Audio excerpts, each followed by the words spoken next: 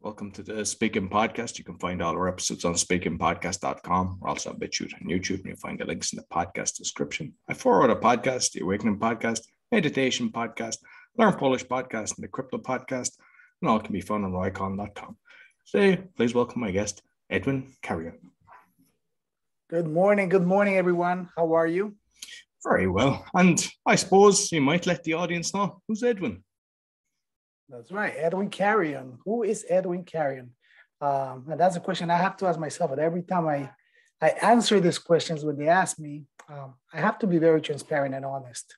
And to me, I decided to brand myself as who I am and what I live. So, number one, I'm a loyal husband. I'm a proud father of two beautiful girls. And, that was the desire of my heart. I wanted to have two girls, and God gave me that.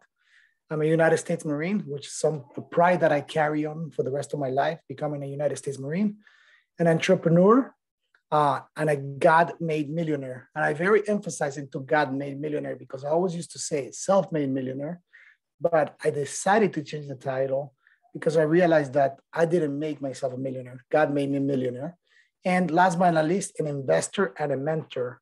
I love teaching people from my experiences. I love helping people get their business off the ground and selling it for multiple figures.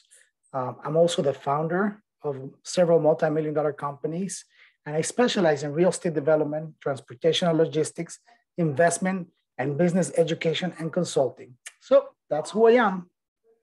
Excellent. So, I mean, we can go into the training side and everything because it's the speaking podcast, but I want to go into the investment side as well. But I'd like to know your kind of journey to getting on stage to speaking in front of people. From a young boy, Edwin, were you the type that were, confident, or was it something you had to work on?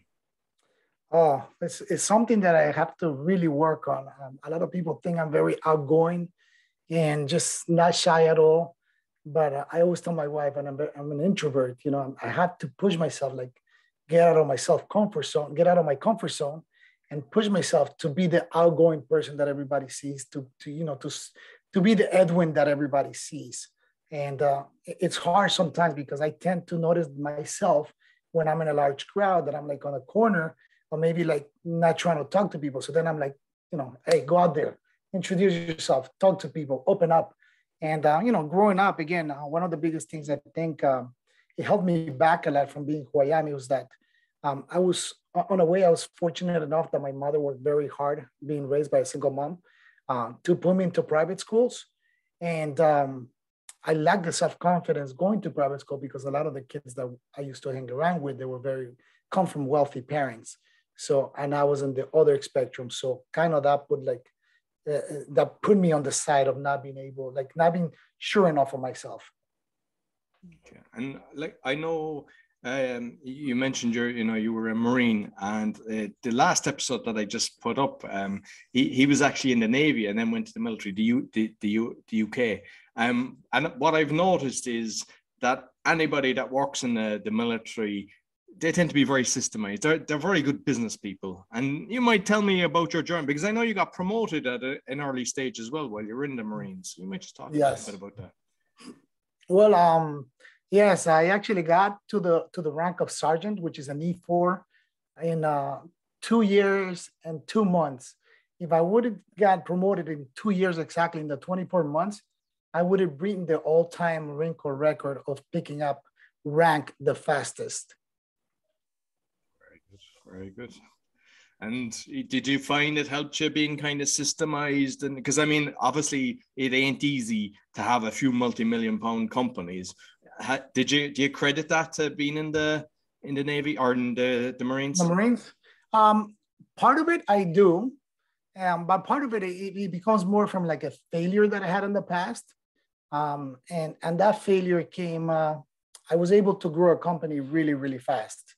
At a young age. I left the Marine Corps at 22. By the time I was 27, I grew that company to over $20 million, and the market crashed, the real estate bubble, and I lost everything. I went bankrupt. And at that moment, I realized that. Was this around the 2007, 2008? That was 2007. Yeah, I got knocked over with that as well. I think everybody did, So, but the good thing is that learning how to become successful nobody could take that away from you. Now, learning how to fail, it's another learning experience. So once you put those two together, you figure out the formula, how to continue creating and becoming successful without failing again, or without, having a major fall. You could still fail, but it's not going to be as bad as it was the first time.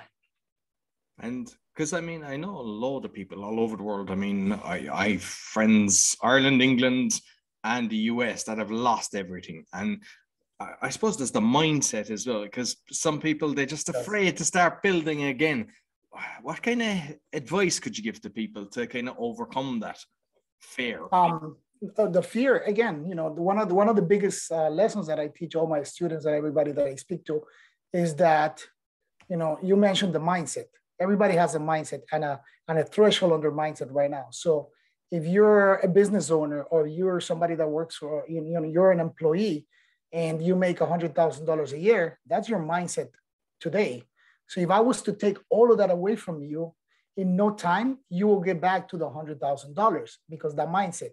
So, getting rid of that fear of losing, and you cannot take that fear of losing from somebody until they really lose it. So you have to lose it, but you'll realize that at the moment that you lose everything, it's so easy to get back to where you were at, because your mindset is already set for that. Your blueprint is set for those $100,000.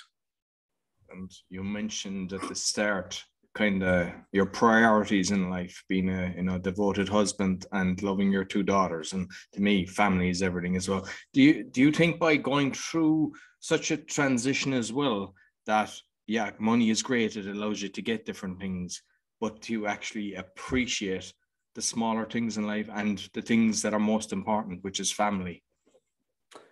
Yes, I do. And I think it's not so much that, because when that happened to me, I was single. So I didn't have a wife, I didn't have any kids. But what I learned to appreciate was the one commodity that we have that we can never get back, and that is time. That is our time. Today I could make $1 million in a day, and I could lose them tomorrow, and I could make them back again. But my 24 hours that I have today, I could never get that back. Yeah, so we have to, make sure that we look at our watch and make sure that what we're doing is something we love, instead of grinding. Yes, and that's what we say. We have to live life to the fullest. YOLO, you only live once. Yeah, exactly. So with the, say, real estate and everything, because I know that there's different things that you've done. You've done private events, corporate retreats, and even yacht masterminds, which are all kind of public speaking. I know they're in connection with what you're doing, but you might talk about the different ones you've done and how you're connecting with people, and also kind of what you've learned, because as we develop our skill set, we kind of start off and we've realized, I did this wrong. Yes. So I got into the mentoring part, the speaking part, the public speaking part, for the simple fact that just prior to me getting out of the Marine Corps, I didn't know what I wanted to do with my life. I'm like, let me go to the federal government. Let me go to the private sector. Let me figure out what I want to do. And then I became a real estate developer. And prior to that, I reached out to a nonprofit company that they had free mentors. And the mentor that I got that was assigned to me was the worst mentor someone could have. This person was like, don't do this, be careful with that. Maybe you should do this. Like, he was a real estate developer and he was supposed to mentor me to become a real estate developer. But instead of doing that, he was pushing me away from becoming a developer. So I bowed to myself and I said, when I become an expert at this, I want to give back to people, but I want to be a positive role model, not a negative role model. And that's exactly what happened. So my career started in 2006. I was already wealthy. My company was running good, was making good money. So I joined the same nonprofit organization that I had the mentor assigned to me, before becoming a developer. And I started helping people through that. But what I realized was that when you mentor someone for free, people don't value that. So they do not take action on the things that you teach them. And that happened to me for many years. Like, it was like over 100 of my friends that they see me coming from nothing and becoming really wealthy. And they're like, Edwin, how did you do it? And I'll give them step by step, do this, this, this, and this. I'm like, I'll even lend you money to do something like this. And out of 100 people, maybe only one person took action. And I realized that, when something is given to you for free, you don't value it. And it happened to me in my same life. I realized that that's what happened to me in my life. My mother worked very hard to put me through private school. And I was a C average student. I thought I wasn't smart enough. I thought I was dumb. I thought, I'm like really not smart. Like I'm trying, but I'm not smart. But when I paid myself my way through college, when I had to take that 10-year leap to go through university, I was an AB student. And I'm like, wow, I am smart. I am dedicated. I could put the time. Why? Because it was costing me money out of my pocket. That education was costing me money. So the moment that it cost me, I had to make sure that I pay attention and I make the best out of that. And because I'm constantly with my child and my eldest daughter as well, I don't want to give them different things, especially when you've got the funding. Like, are you making sure with your daughters that you're kind of teaching them the lessons to have the skill set and mindset that you have, as opposed to, because obviously you could buy them anything. Yes. We work on their mindset a lot. I guess I always tell everyone, mindset is the biggest thing. So always working on the mindset, making them do their affirmations, making them sure that they believe in themselves, not putting them down. And we still give them whatever they want, but they understand. But what they have is because of the work that I put in, the struggles that we went through, the hard work that I always put in, the sacrifices that I made. And they understand that part. And it's so nice to see, because they see my lifestyle as far as my work ethic. And, at a very young age, 6 years old, my daughter comes to me dressed up really beautifully. And she does a presentation to me. It's like, I'm the founder and CEO of the Puppy Sitter Club. And, she's having all these little business ideas where she wants to make money, but I have to make sure that I tell her that is not important right now. What is important is for you to do good in school. That is your priority. Now make money. Your priority now is to do good in school, because the moment that they taste the money, then everything else goes out of the way. And that's what happens to a lot of people.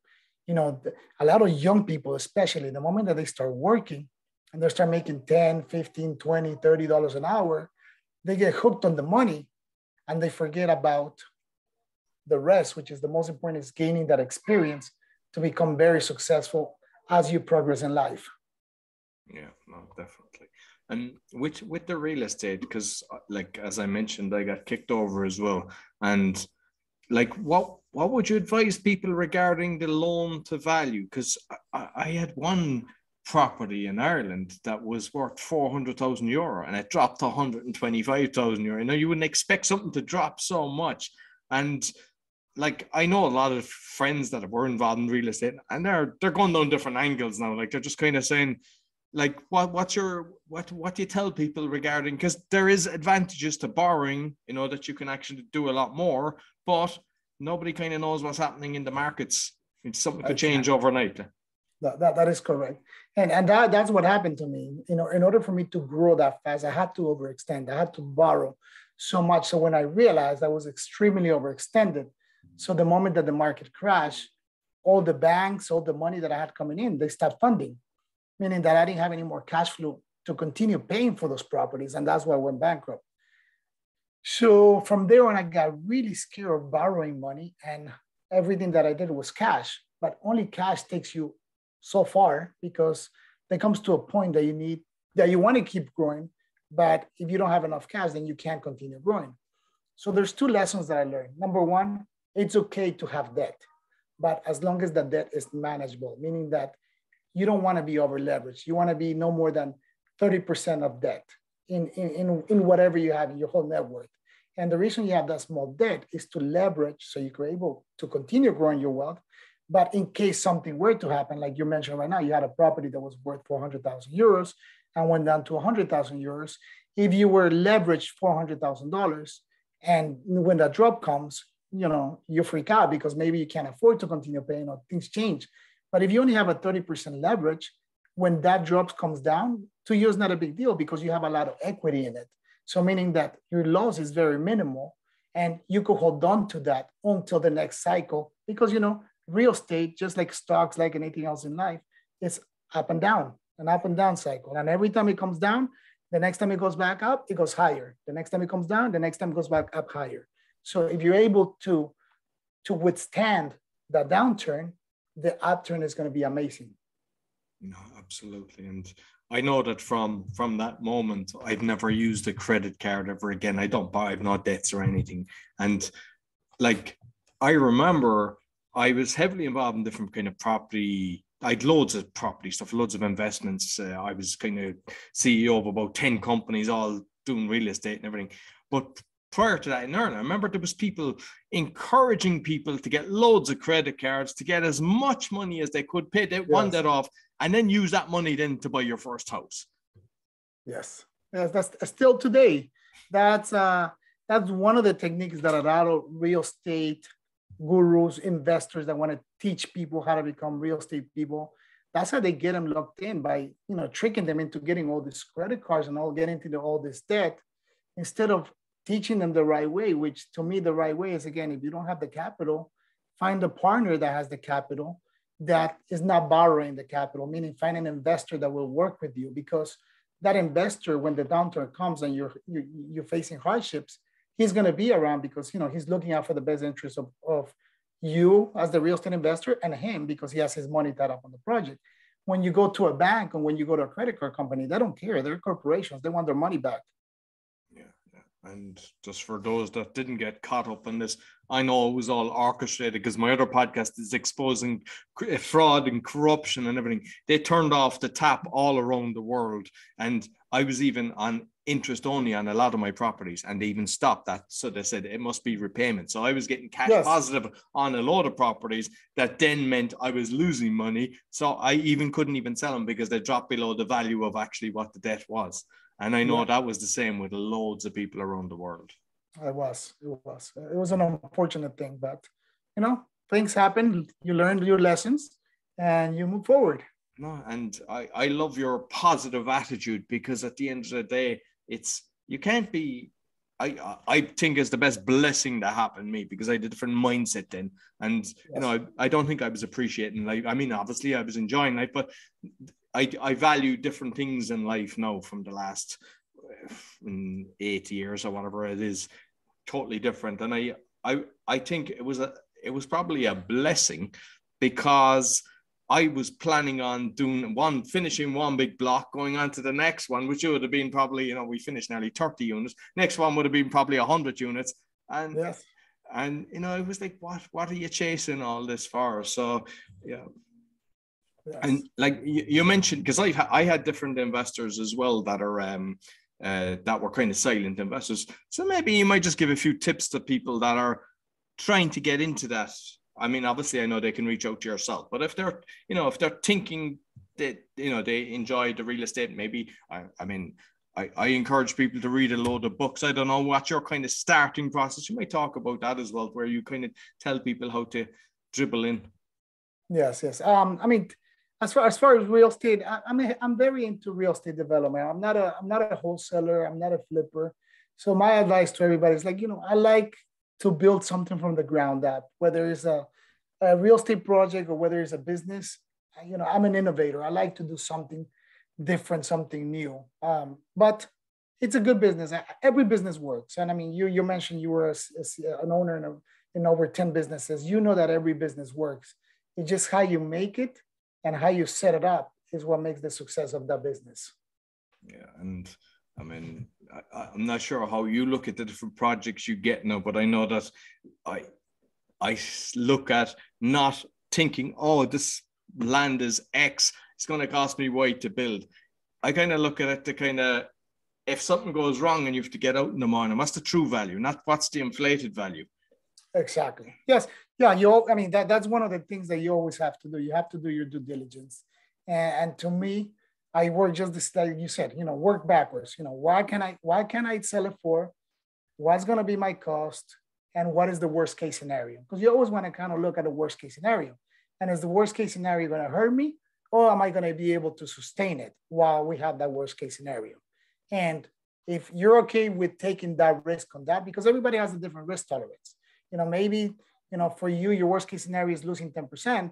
And for me, my risk tolerance might be losing 30%. So as long as you're okay with those parameters, then it's a doable project. Again, what is your profit margin? Is your profit margin 30% or 50%? Are you okay with 30% or 50%?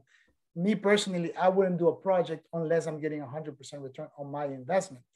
Now, there's other people that I notice, like wholesalers or flippers, especially flippers, they're looking for 10% return on their investment. So those are the big difference. But what is your comfort zone? As long as you're okay with your comfort zone, the parameters have to be all the same everywhere, throughout everything that you do. And if you're okay with those parameters, then, it's a doable project for you.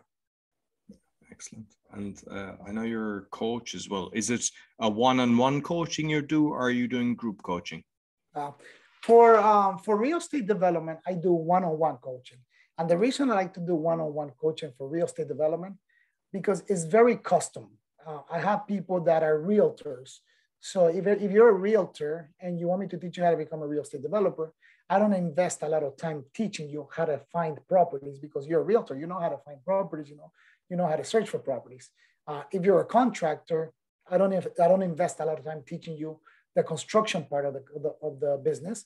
I invest more time finding the right property, how to set up the project, the financing part, how to raise the capital, how to find the capital, how to apply to the banks. So it's very tailored to each individual. So that's why I like to do a one-on-one when it's real estate development. And number two, I'm very picky of who I take into my real estate development program, because I only work with people that share my same values and people that are willing to invest in themselves and really are going to take action after they finish the program.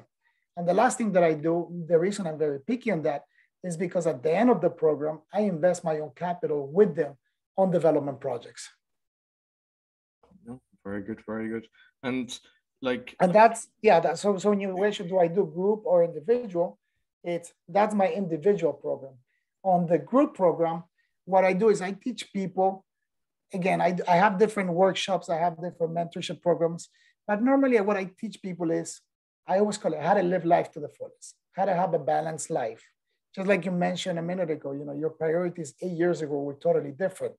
So were mine in 2008. My priorities were different. I was out of shape, I wasn't healthy, I wasn't happy, and I lost everything after working so much, 24 hours a day for 5 years, and had nothing to show for. So then I realized that, you have to live life to the fullest, that you have to have a balanced life, because in life, if you put too much emphasis into your business, my marriage wouldn't work. Me being a good father wouldn't work. But if I put too much emphasis into being a great husband and a great father, my business wouldn't work. And then my personal life will be affected, because I wouldn't be happy neither. So it's finding the balance in life where you become really successful, but you're happy with yourself. Because a lot of people say, and this is one of the things that I like to take away from people, is that people will say, no, I'm working hard because I'm doing it for my family. And I'd call them BS. That's BS. You're not doing it for your family. You're doing it for yourself. Because if we make ourselves happy, then we can make everybody else happy. And sometimes I think my wife wants, all the best, let's say the best shoes and all this expensive stuff, but all she wants is my time. So sometimes we don't understand what they really want. Other kids, we want to buy our kids things that we didn't have, but the kids, all they want us is to spend time with them, to create those memories with them. But we're so blinded into thinking and working and trying to achieve what we didn't have to give to them, but that's not exactly what they want. So once you realize that, and you start working on what you really want, and you acknowledge that you're doing it for yourself, that you're being selfish, then you can really become happy, and then have that balance in your life, and make sure that you prioritize the things that are important in your life. Exactly. And I feel as well, the most important thing is be totally present. Like when you're with your children, you're with your children. You're not thinking of work. And when you're in work, you're not worried about, you know that they're safe. Your wife is looking after them, and your head is focused, and you get way more done. But I see so many people, they're guilty when they're in work, because they're letting, and then when they're at home, they're not even present with their family. They're on the phone, or they're on the computer, and they're just constantly. Yes, yes. And nowadays, this is the biggest problem that we all have.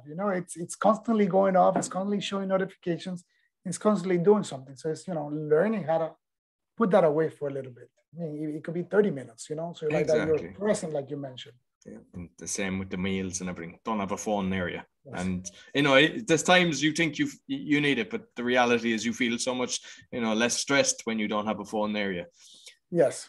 So which because I've done loads of stuff. I've done loads of renovations, built houses, built blocks, and with lots of friends as well. The amount of court cases with construction companies it is a very bad industry, unfortunately. Like, have you any tips for people on how to select a contractor, construction company that you avoid that?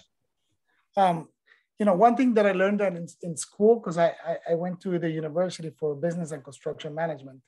And the one thing that I heard from that attorney that was teaching our legal ethics class was that you don't hire the cheapest contractor. You hire the most competent and ethical contractor. So it goes back again, when you're searching for the right project, you do all this due diligence, but then when you start doing the project, you try to find and save on the cheapest contractor. So at the end of the day, you pay for what you get, right? Yeah. That doesn't necessarily mean that the most expensive contractor is going to give you the best work. But one thing that I learned throughout, my only 20 years of real estate development was that you have to be clear since the beginning. The expectations have to be set since the beginning.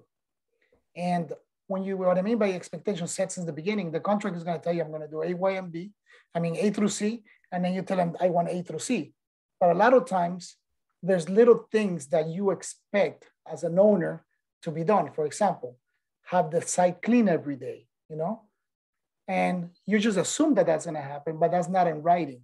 So the moment that you put that in writing, those are expectations that, are going to be set. Make sure you set all your expectations done. If you tell him to come to work because he needs to start on the plumbing, and you have to give him a 24-hour notice to do that. And if he doesn't show up within 48 hours, then there's a deduction on his contract. You put that in place. So you kind of start putting little things in place in the contract. And 90% of the time, remember, the contract that the contractor gives you is not a contract that is set in stone. You're able to edit and modify and amend that contract to benefit you as well as you being the owner of that project. Because the contractor wants to work for you.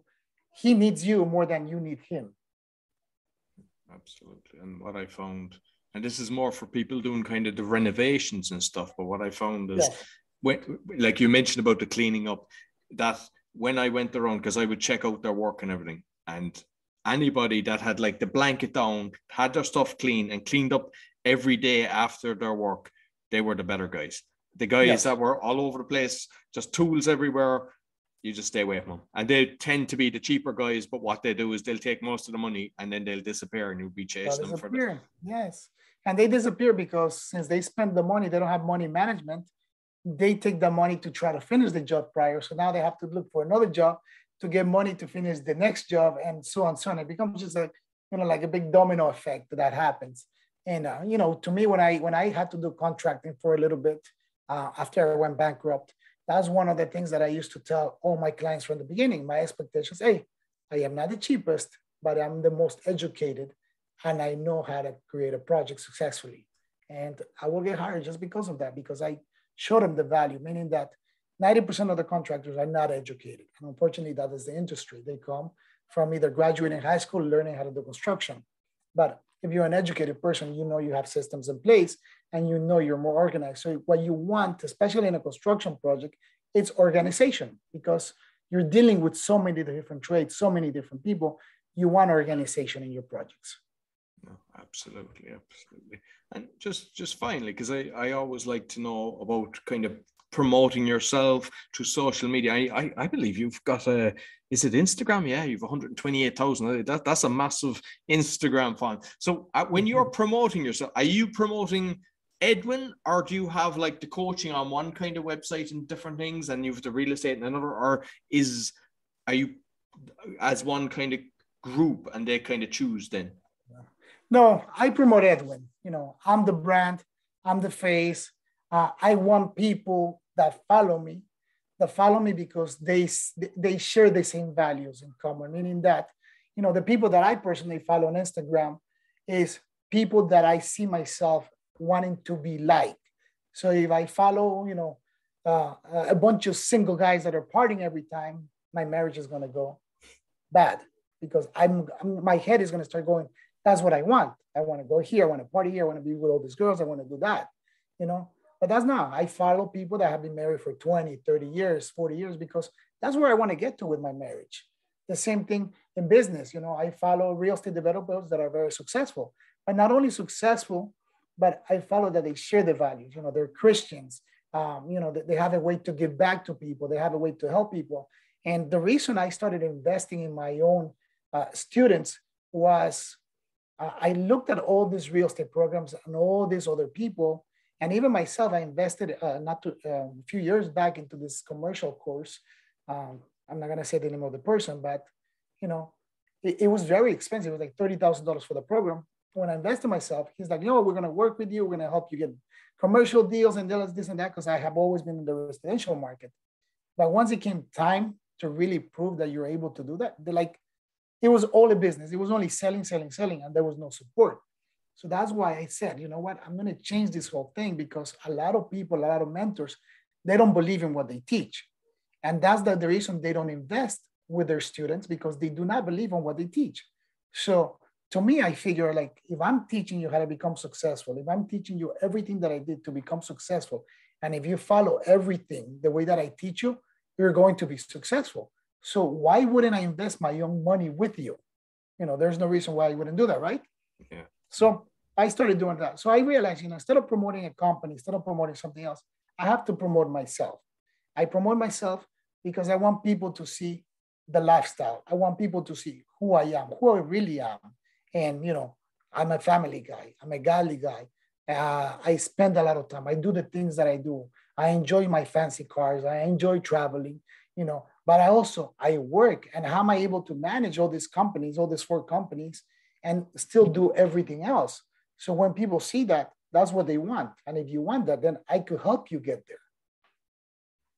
Excellent. And I know we mentioned it at the start, but you might just give people a heads up on the software you're using, because I was very impressed the way that you were able to flip the camera angles and actually have the text going across. Because I know you've got coaches listening in, speakers listening in, and the way the life is gone, a lot of people have to present online. So you may just give a quick, like what you told me at the start before we started recording. Yes, I use this software, and I'm going to post it here. It's called, I'm going to type it up right here. Manicam. You can see Manicam. So I use Manicam to do my presentations with people, with potential clients, to do presentations with people. And it's a platform where you can switch from slide to slide and do presentations. You could have lower thirds. You could have audio. You can have anything you want throughout this. So this is the platform that I use, Manicam. It's a very inexpensive software, but it's very convenient for you to do many things, when you're presenting, when you're teaching people. So I'm able to switch. If I want to show you my website, I'll go to my website and I'll show you my website. So I'll go there, Yeah, and it's so smooth. And just for those just listening, yes. he can change. He can put his social media with the names. He can put his name, the business. And now he's just switched over to his website. And then you can see. And then there's another picture, and he's up the top corner. So it looks extremely professional. I mean, I've seen a lot of different things, OBI, and it is very good.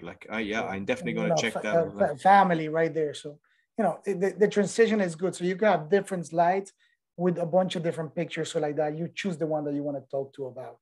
And you're always on the top, on the right. You can put yourself whatever you want.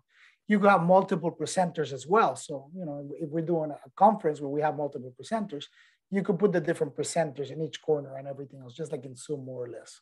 Okay. And is it a monthly thing, or is it something that you pay once? And it's a monthly thing or a yearly thing. You could pay it whichever way you want. How much is it? I completely forgot. I paid a while ago, so I don't remember at this moment. Okay, I know, but it looks impressive. So listen, Edwin, thoroughly enjoyed our conversation. You might let people know how they can get in contact with you.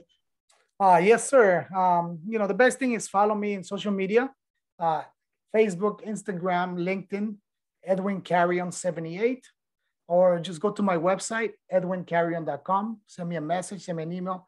I'm a very easy person to reach. Send me a message. You want me to answer something? Send a message. Give me a little bit of time to get back to you because I got tons of messages on a daily basis. But, ask me any questions you might want. I'm here to help. Excellent. Oh, perfect. And I'll make sure I put the links on the podcast description, both the audio and the video. Thank you very much, Edwin. Roy, thank you for having me. I really appreciate it. No problem at all. So that's all for the Speaking Podcast. You'll find all our episodes on speakingpodcast.com. As mentioned, we're on BitChute and YouTube. Be sure to give us a 5-star rating, thumbs up, share with your friends. Until next week, take care.